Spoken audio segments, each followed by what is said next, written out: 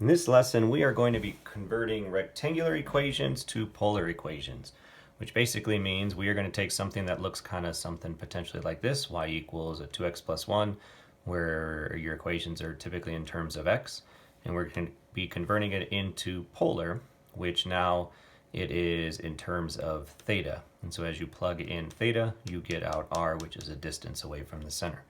So this is the rectangular version, this is the polar version, and this is kind of our cheat sheet here a little bit, that x is going to be equivalent to r cosine theta, y is going to be equivalent to r sine theta, and something, you can manipulate this a little bit, but basically the equation of a circle. So that is us connecting trig components to rectangular coordinates, components. So we'll start with one that doesn't quite look like a y equals mx plus b or anything kind of in terms of x, but we're going to write this in polar, and we're going to use basically right from the get-go that our x value is going to be equivalent to r cosine theta. So I can take this and rewrite it as r cosine theta equals -3. And our goal is to always get r by itself. That's kind of our y value. So we'll divide by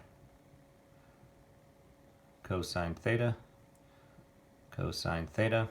So r is equal to, this is one way to write it, -3 over cosine theta, or it's r is equal to -3 secant theta. All right, so the graphing part. I'm not going to try to graph this by hand. We're going to use a calculator to kind of help make sure that we are graphing things appropriately. So just a quick mental idea that if you graph x equals -3, you're looking at 1, 2, 3, you're looking at a vertical line at 3. So if I graph this, which is actually, I'm going to graph this onto the calculator, we should get the exact same thing. So let me pull in a calculator. We'll zoom in a little bit. So first thing is, I need to turn the calculator into polar coordinates, polar form. So I hit mode, and I'm going to scroll down, and instead of function, that's the basic rectangular, everything you probably have done so far, we're going to convert it over to polar. Now remember that when you do that, everything is now in a bunch of circles with the angle measurements on the outside. So also when you press your y equals, you notice that it's not a y equals anymore, it's an r equals. So that's why we were solving for r. We're going to do -3 divided by cosine theta, because there's no secant.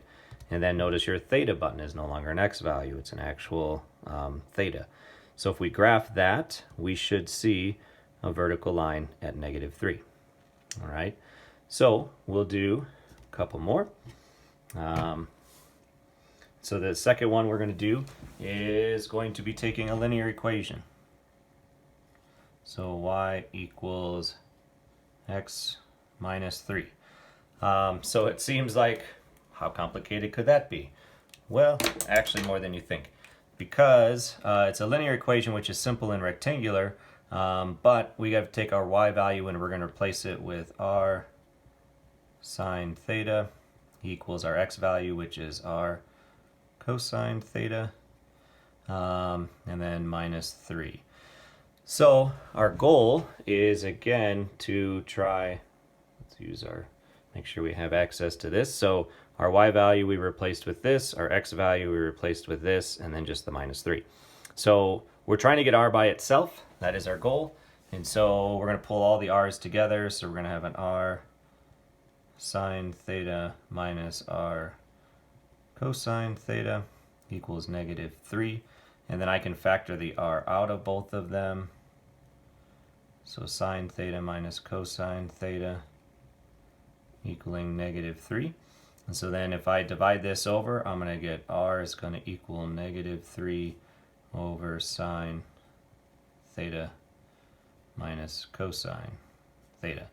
So that is our equation. Now, strange thing is we're looking at a linear equation that has a y-intercept of -3 and a slope of up 1 over 1. So that's kind of our basic look. So let's zoom back in here a little bit. And let's type that into the calculator.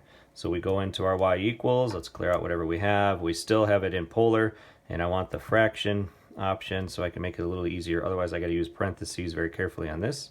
But -3 over sine theta, close parenthesis, minus cosine theta, close parenthesis. And surprisingly, it looks exactly like a linear equation with a y-intercept of -3. And then we'll do one more. So our last one that we're going to do is going to look like this. X squared plus y squared equals 4. Well, it looks like you could be putting in squares and all sorts of different things, but actually we don't want to take the x and replace it with r cosine and then square it, and then the y value and replace it with r sine and square it, because we have a much easier path. Is basically this x squared plus y squared, you can replace it with r squared. So we can jump right to r squared equaling 4.